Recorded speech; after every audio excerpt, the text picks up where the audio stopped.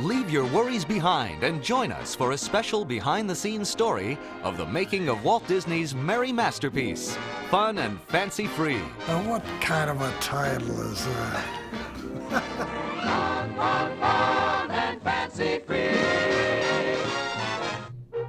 Walt Disney's 1947 feature, Fun and Fancy Free, is composed of multiple segments, a format called a package feature. The two stories, Mickey and the Beanstalk and Bongo, were originally developed as full-length feature films.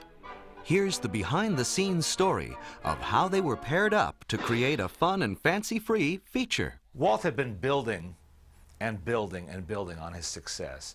Each film a stepping stone, starting with Snow White, moving on Pinocchio, and then the incredible experiment of Fantasia, and then Dumbo and Bambi. To keep his successful film series going, Walt Disney was constantly on the lookout for stories to bring to the screen. We were going to do Jack and the Beanstalk, only make a feature out of it. Disney was certainly familiar with the classic fairy tale of Jack and the Beanstalk. He had used the well-known story as the basis for a 1922 silent cartoon produced by his Laugh-O-Gram Film Company in Kansas City. Unfortunately, no prints of this film are known to exist. In 1933, he revisited the tale in Giantland, a short with Mickey Mouse assuming the role of Jack.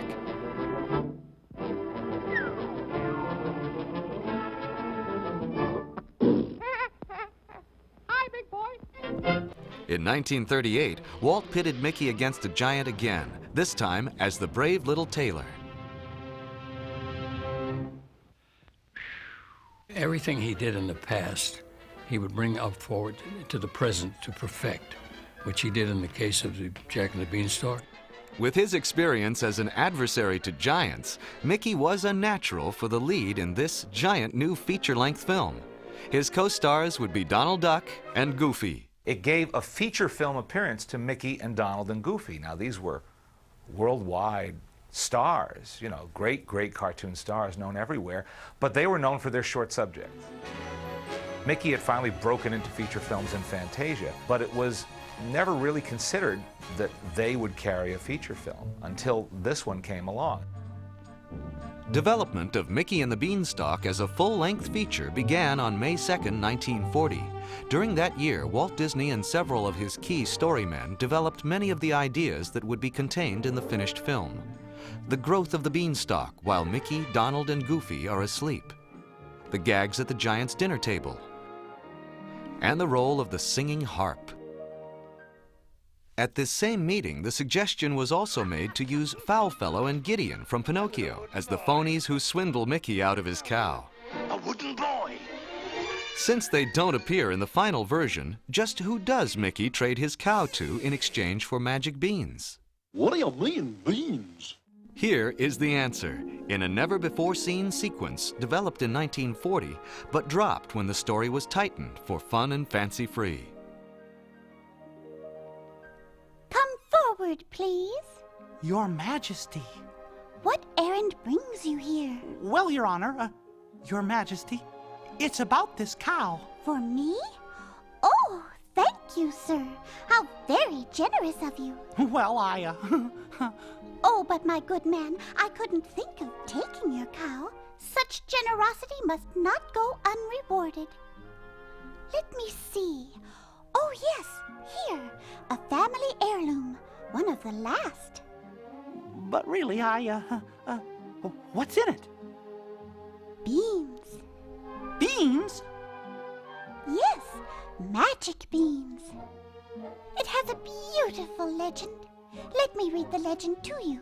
Faithful subject, good and kind, if fame and fortune thou wouldst find, O mystic spirit of ancient queens, plant with care these magic beans.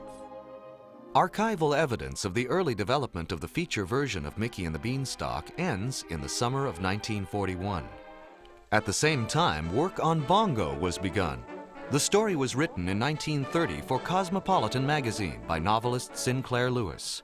Bongo was an unusually light-hearted story to come from Lewis, who was the first American to win the Nobel Prize for Literature.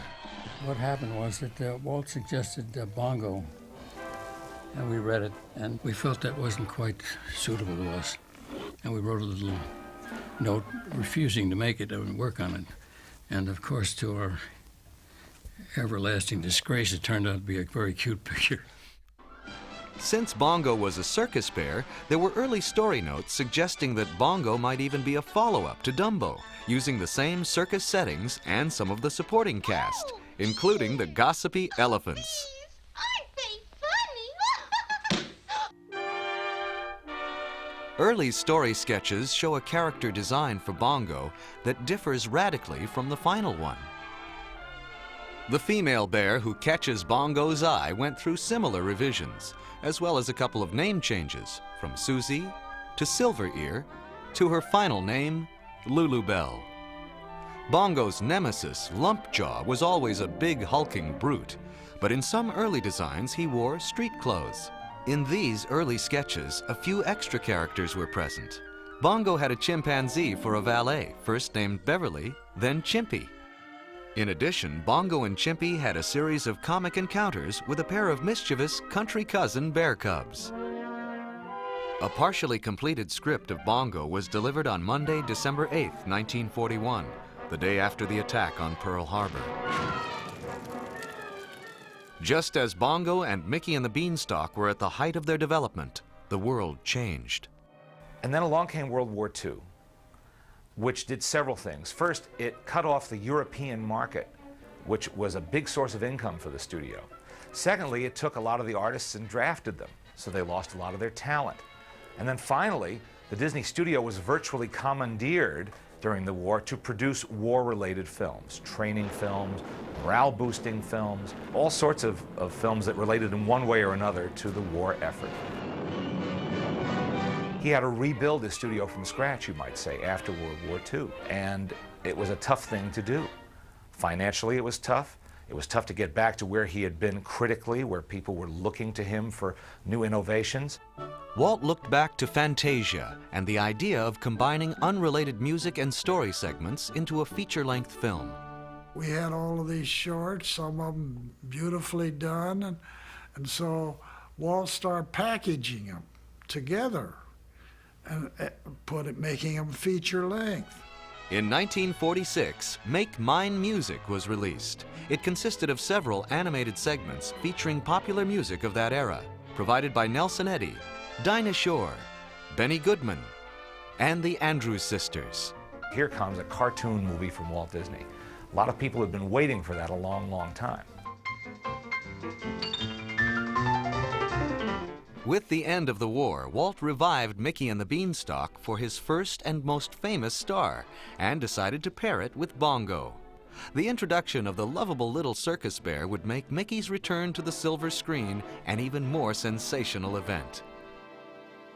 Since his debut, Mickey Mouse's voice had been provided by his creator, Walt Disney. He still speaks for me, and I still speak for him. In Steamboat Willie, in addition to speaking for Mickey, I also supplied a few sound effects for Minnie, his girlfriend. Here, in a recently discovered rare film clip, Walt Disney performs as Mickey Mouse with Billy Bletcher in a recording session for Mr. Mouse Takes a Trip. Oh, it's you, huh? Yeah, it's me, I guess. All alone, without your dog. Yeah, all alone.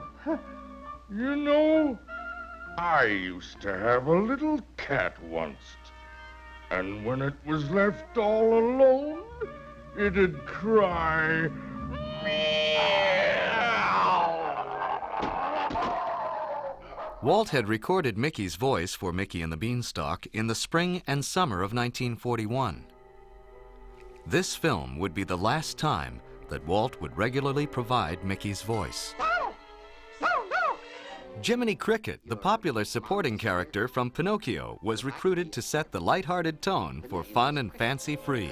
Jay Cricket. You could call me Jiminy. Whoops. Sorry. And if there was ever a happy-go-lucky cricket, it's Jiminy. And because the theme of our show is on the lighter side, we're going to let him be our guide and narrator. Giving voice to Jiminy was his original voice, Cliff Edwards. They called him Ukulele-eyed, and he was big. He had just a nice voice, unusual voice. It had a great range from high falsetto down to lower register.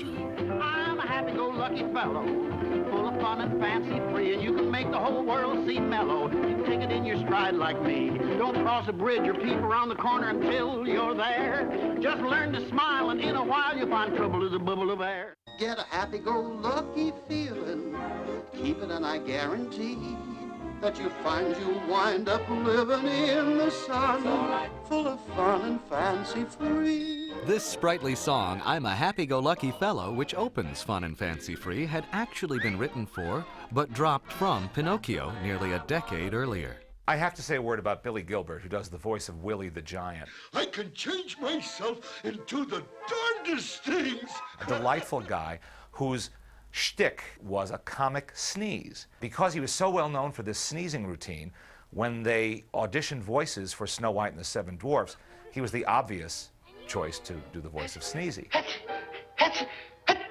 You're sneezy.